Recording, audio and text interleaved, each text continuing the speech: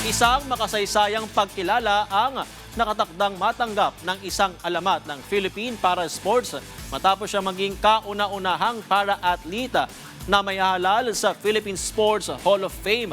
Yan ang ulat ni Paulo Salamatin.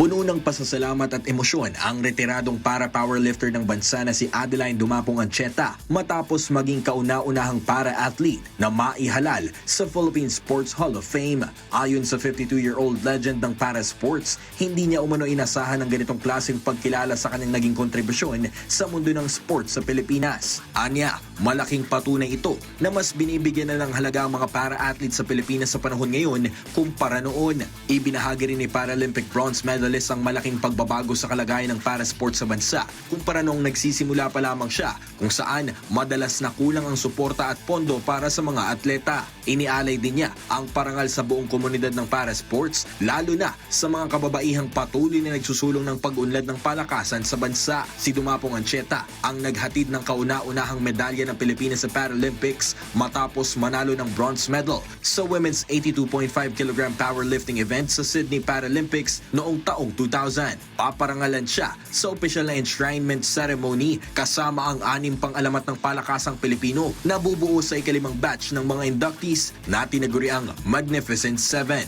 Bukod sa pagkilala, tatanggap din ang bawat inductee ng 500,000 peso cash incentive mula sa Philippine Sports Commission bilang pagpupugay sa kanilang naging legasiya para sa bansa. Paulo Salamatin para sa Atletang Pilipino para sa Bayan.